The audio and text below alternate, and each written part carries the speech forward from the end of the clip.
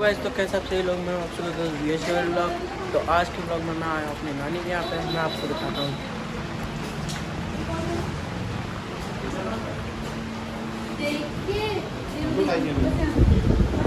बहुत बारिश हो रही है।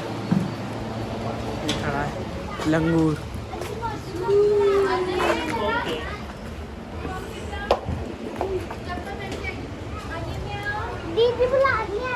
इसके अंदर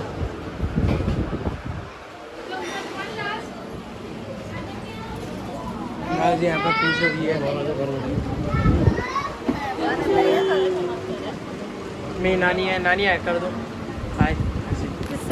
इससे क्यों?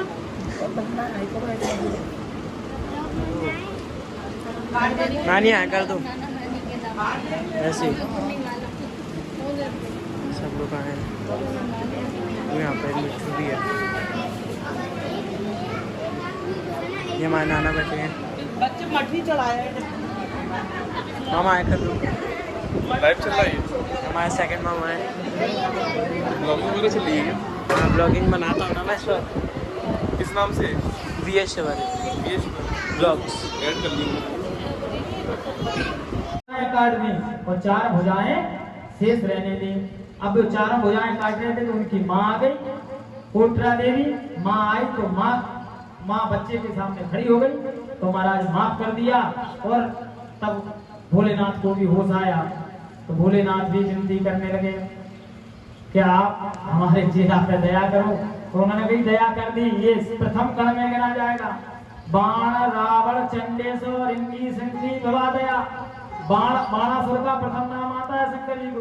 जब वो शिवार्चन वाला कार्यक्रम होता है अनुष्ठान जिसमें शंकर जी बनते हैं मिट्टी के, उसमें जब तक बाणासुर की, रावण की, चंडी की, श्रृंगी की, रिंगी की इनकी पूजा नहीं करते, इनको निर्माल्य नहीं देते, तब तक ना खुद लेना चाहिए ना किसी को देना चाहिए।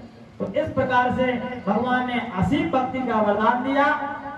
देखो भैया ये दोनों एक दूसरे के पूरक हैं ना।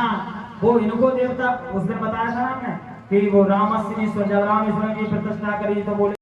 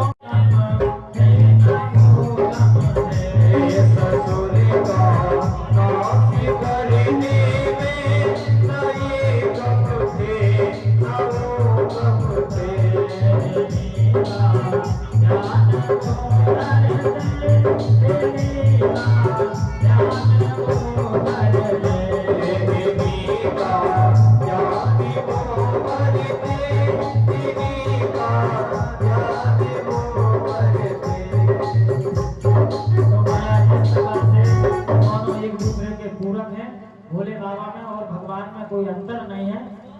इस प्रकार से बाणासुर को असीम भक्ति का वरदान देकर वह वहां से गए। अब एक बार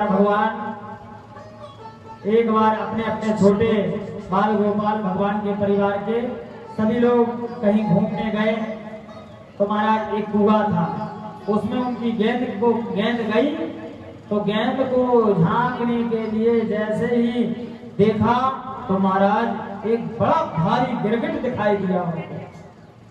सुनिए, बहुत अच्छी कथा है।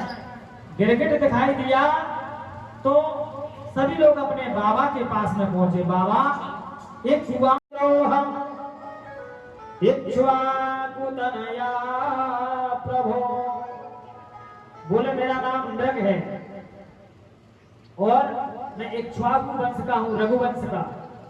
और एक चीज और बताऊं प्रभु, दानिख्यस्वा यायमानेषु यदि मैं कर्णमस्पृशम्।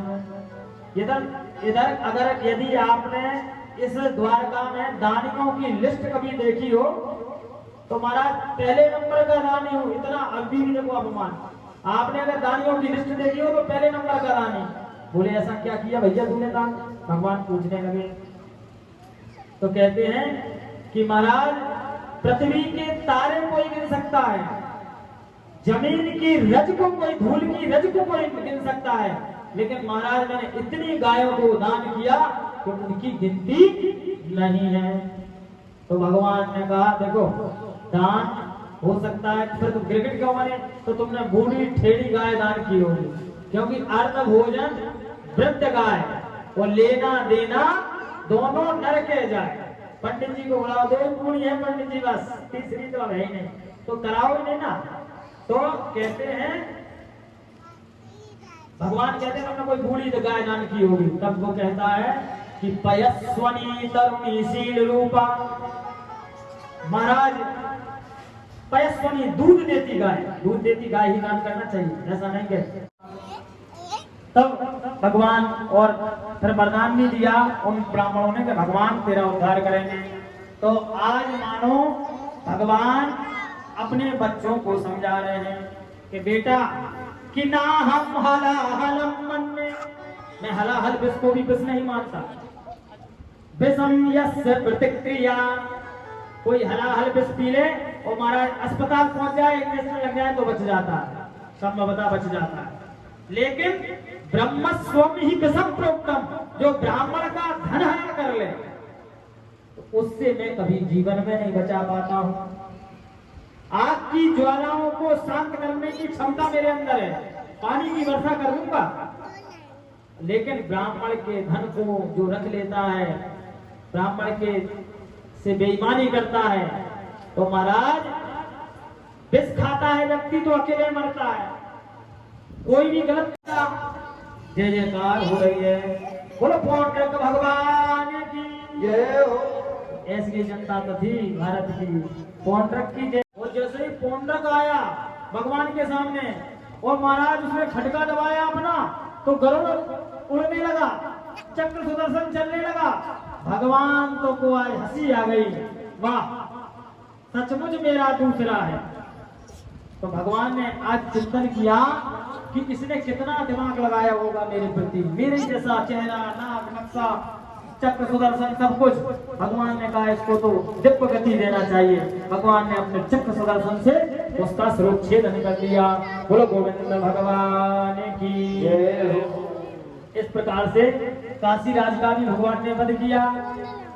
एक बार दुर्योधन की बेटी लक्ष्मणा का स्वयंवर हो रहा था। भगवान जामपति के जो पुत्र थे शाम, उनसे वो उनको हर के ले गए। तब दुर्योधन से द्वारकाधीश से तो युद्ध कर ही नहीं सकता। क्यों? ये जब हम 18वीं बार इसको मारने के लिए गए तो ये छोड़ के द्वारका में भाग जाता। इस भगोड़े से युद्ध नहीं करना है।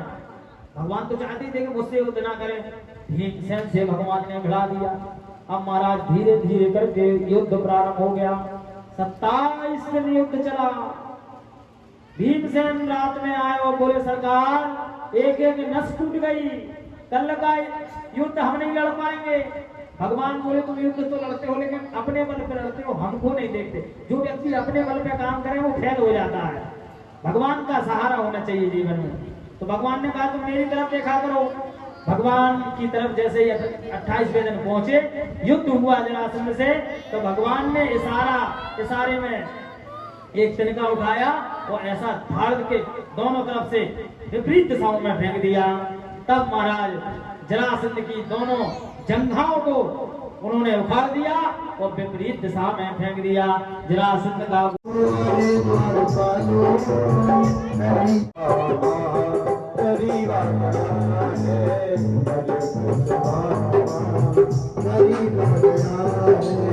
भटकते भटकते न जाने कहाँ से, भटकते भटकते न जाने कहाँ से, तुम्हारी सहेली के करीब आ गया है, तुम्हारी सहेली के करीब आ गया है।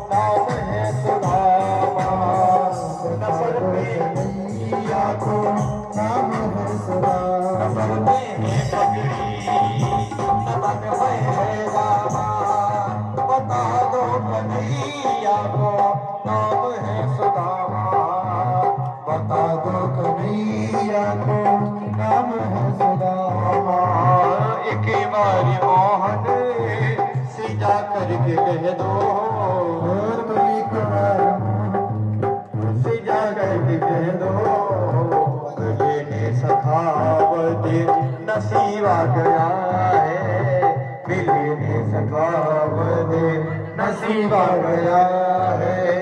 अरे द्वार पालो कन्हैया से कह दो, अरे द्वार पालो कन्हैया से कह दो, किधर में सुदामा गरीब आ गया है, किधर में सुदामा गरीब आ गया है।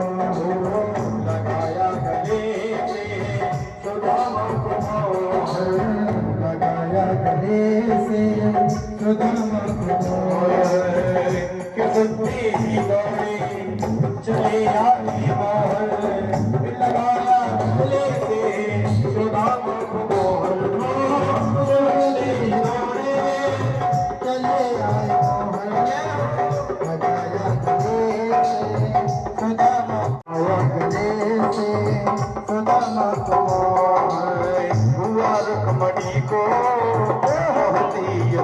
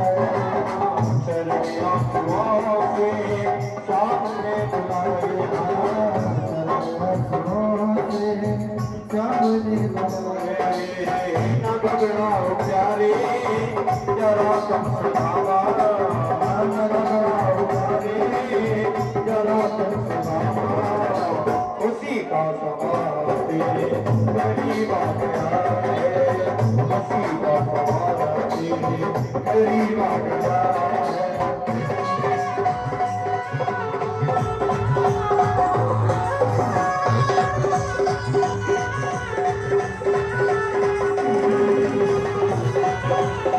पूजन करें, अभी कथा अभी बहुत है, वो बैठ जाए अपने अपने स्थान। बाबू आ जाओ, एक भजन गा। आ जाओ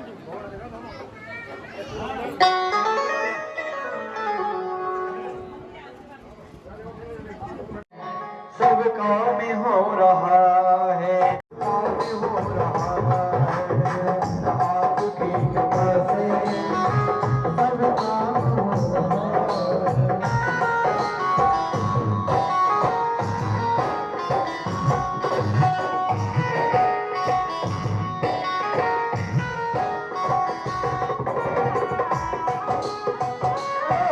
कुरुक्षेत्र गए, कुरुक्षेत्र पहुंचे तो कहते हैं प्रभु बताने में सबको जो रहा है, वो कहते हैं मालिक को बताने में कोई बुराई नहीं है, नहीं हम दंडित कर देंगे तुम्हें। सब कहते हैं 8-10 ग्वाला खड़े हैं, गवार लग रहे हैं। गाइस ये देखो हमारी नानी के यहाँ पे दो तोते हैं, एक ये है बड़ा वाला जो अटैक करता है, देखो अटैक कर रहा है, और एक ये बैठा हुआ है, ये छोटे छोटे वाले हैं, ये डर रहा है गाइस।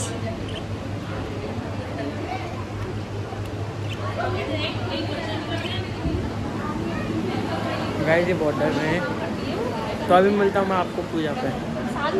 तो गाइस आज का व्लॉग इतना ही, तो आज के लिए बाय।